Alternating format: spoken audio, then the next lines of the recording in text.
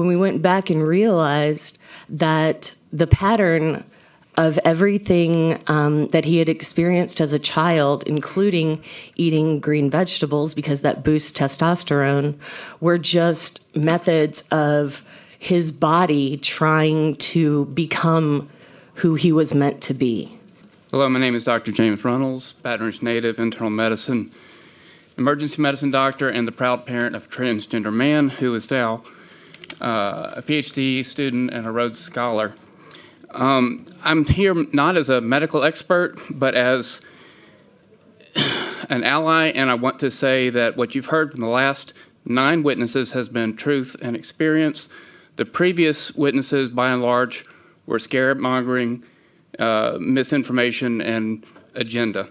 The reality is that transgender realities are difficult. They are medical issues that need close, long-term medical care from compassionate physicians. And there's not a boogeyman or a boogeywoman out there who is providing inappropriate care to minors without parental consent. That's simply not happening. It can be hard to keep up with all of these advances, and we really do need to rely on experts such as Dr. Pasternak to help guide our opinions in these matters and make sure that we don't pass legislation that does more harm than good. When we first learned of our son's transgender condition, it was difficult. We didn't expect it, and the process of counseling and transitioning was hard, and it took us a while to come to terms with it. But we listened and we learned, and we got a lot of education in the process, and we are all, especially him, much better for it. His life has blossomed, whereas before he was under all sorts of other difficulties. It is critical to debunk these mischaracterizations of rampant hormones and surgeries being performed with minors without parental consent. That's simply not true.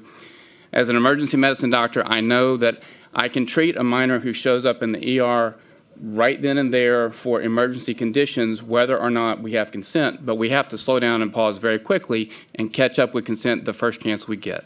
Thank you for listening. Hello, thank you so much for allowing me to be here today and for hearing my opposition to this bill. My husband spoke at the last session, and so I'll just build on what he said. Can you please introduce yourself? Oh, I'm sorry. My name is Julie Doucet from Lafayette Parish. I am a lifelong resident, as are all of my family members of Louisiana. I am the stay-at-home mother of 4 children. 2 of them are married. One has served proudly in the Navy. And then our baby is our transgender child. From the jump, when he was an infant, he cried and cried and cried and had anxiety and would never sleep, and we couldn't figure out what the problem was. We took him to specialists and neurologists, and he had brain scans trying to figure out why he couldn't sleep. Then as he grew, he got to sleeping, but his food choices were odd. They were always like green vegetables, raw green vegetables, which, if you know kids, most kids don't like to eat those things. And then the precocious puberty.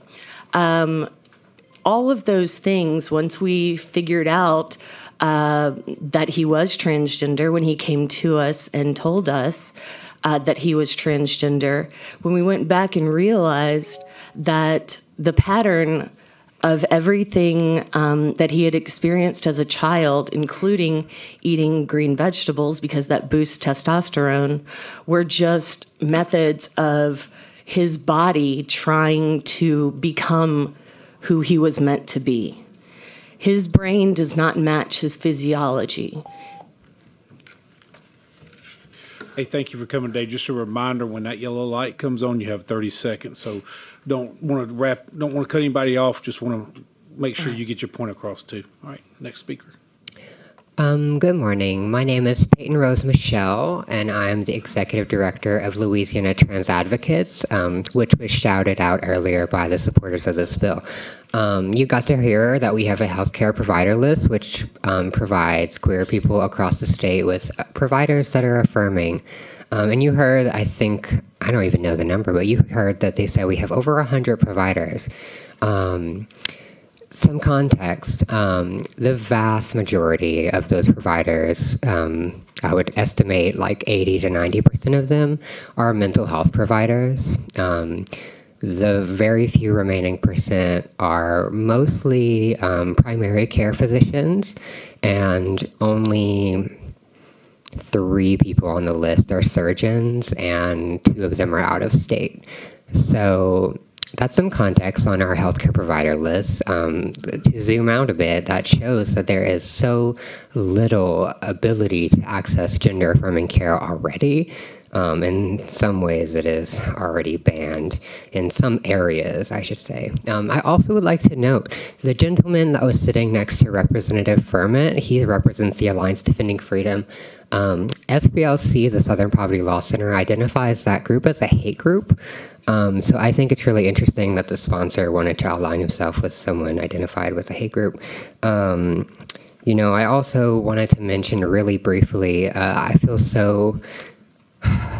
My heart reaches out to Chloe and Prisha, who shared their experience with you, as they did also share their experiences with state legislatures across the country. I think somewhere around 20 other state legislatures. So I think all in all, that shows that this is an organized attack against the rights of so few people in the state, and it is inappropriate. So please oppose. Thank you.